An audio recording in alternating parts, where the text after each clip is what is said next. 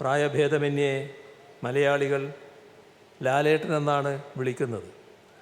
നമ്മുടെ വീട്ടിലെ ഒരംഗമായി അല്ലെങ്കിൽ തൊട്ടയൽപക്കത്തെ പ്രിയപ്പെട്ട ഒരാളായി മോഹൻലാലിനെ മലയാളികൾ കാണുന്നു. സ്ക്രീനിലും സ്ക്രീനിന് പുറത്തും ആ സ്നേഹവും ആദരവും മലയാളികൾ മോഹൻലാലിന് നൽകിപ്പോരുന്നു. മലയാള സിനിമയുടെ ചരിത്രത്തിലെ തന്നെ ഏറ്റവും വഴക്കമേറിയ നടന ശരീരമാണ് മോഹൻലാലിൻ്റേത്. എത്രയോ തവണ ആയാസരഹിതമായ ആ അഭിനയശൈലി മലയാളികൾ കണ്ടു. ചിത്രവും കിലുക്കവും വന്ദനവും തേന്മാവിൻ കൊമ്പത്തുമെല്ലാം അസാമാന്യമായ ആ മെയ്വഴക്കത്തിനുള്ള ഉദാഹരണങ്ങളാണ്. ജീവിതത്തിൻ്റെ സമരമുഖങ്ങളിലെല്ലാം തോറ്റുപോകുന്ന നിരായുധരായ പോരാളികളായ ചില കഥാപാത്രങ്ങൾക്ക് നെഞ്ചുലക്കും വിധം ലാൽ ജീവൻ പകർന്നപ്പോൾ പല മലയാളികളും ആ കഥാപാത്രങ്ങൾക്കൊപ്പം നിശബ്ദമായി കരഞ്ഞു. കിരീടവും ഭരതവും കമലദളവും ദശരഥവുമെല്ലാം നാം അങ്ങനെ നെഞ്ചിലേറ്റിയ സിനിമകളാണ്. ഹിസ് ഹൈനസ് അബ്ദുള്ള പോലുള്ള സംഗീതപ്രധാനമായ സിനിമകളിൽ സെമി ക്ലാസിക്കൽ ഗാനങ്ങൾക്കനുസരിച്ച് സ്വരസ്ഥാനം തെറ്റാതെ ദ്രുതഗതിയിൽ ചുണ്ടുചലിപ്പിച്ചും ചടുലമായ ചുവടുകൾ വെച്ചും ലാൽ ആസ്വാദകരെ വിസ്മയിപ്പിച്ചു. 18-ാം വയസ്സിൽ തിരനോട്ടം എന്ന പടത്തിൽ തുടങ്ങി ഈ 65-ാം വയസ്സിലും അദ്ദേഹം തൻ്റെ അഭിനയ സപര്യ അനുസ്യൂതം തുടരുന്നു.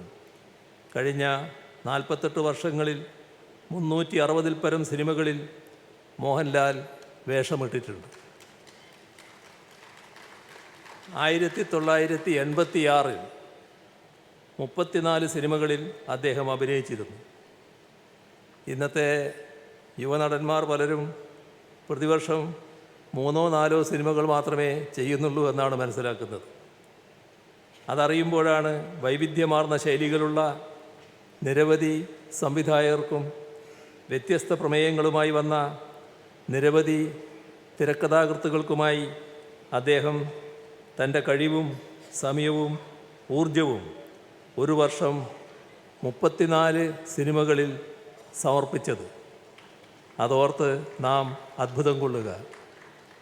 അങ്ങനെ നിരവധി അഭിനയ പരീക്ഷണങ്ങളാലും നിരന്തര പരിശീലനത്താലും കടഞ്ഞെടുത്ത അസാമാന്യ വഴക്കമുള്ള താരസാന്നിധ്യമായി മോഹൻലാൽ മാറി.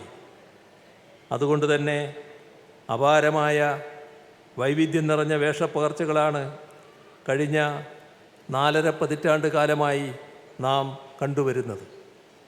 1980-ൽ മഞ്ഞിൽ വിരിഞ്ഞ പൂക്കൾ എന്ന ചിത്രത്തിൽ നായകൻ്റെ പ്രതിയോഗിയായാണ് മോഹൻലാൽ രംഗപ്രവേശം ചെയ്തത്. പിന്നീട് 80-കളിൽ മോഹൻലാൽ അവതരിപ്പിച്ച കഥാപാത്രങ്ങളേറെയും മധ്യവർഗ മലയാളി യുവാവിൻ്റെ ജീവിത പ്രശ്നങ്ങൾ ഹൃദയസ്പർശിയായി അവതരിപ്പിക്കുന്നവയായിരുന്നു.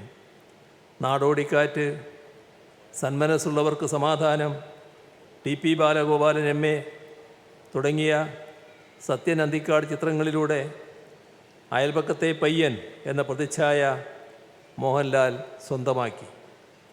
പ്രാരബ്ധങ്ങളുമായി മല്ലിടുന്ന മലയാളി ചെറുപ്പക്കാരുടെ മനസ്സ് കവരുകയും നമ്മുടെ കുടുംബങ്ങളുടെ കണ്ണിലുണ്ണിയായി മോഹൻലാൽ മാറുകയും ചെയ്തു. MTയുടെയും പത്മരാജൻ്റെയും ലോഹിദാസിൻ്റെയും ശ്രീനിവാസിൻ്റെയും തിരക്കഥയിൽ എഴുതപ്പെട്ട കഥാപാത്രങ്ങൾക്ക് മോഹൻലാൽ ജീവൻ പകരുമ്പോൾ അവയിൽ നാം കണ്ടത് സ്വന്തം ജീവിതത്തിൻ്റെ പ്രതിഫലനങ്ങളാണ്.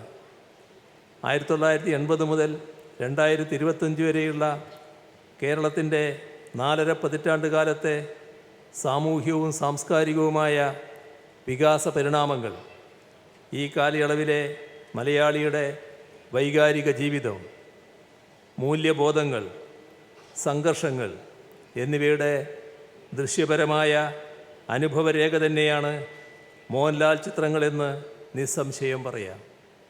അത്രമേൽ സ്വാഭാവികമായാണ് മോഹൻലാൽ ഈ കാലയളവിലെ മലയാളിയെ തിരശ്ശീലയിൽ പകർത്തിവെച്ചത്.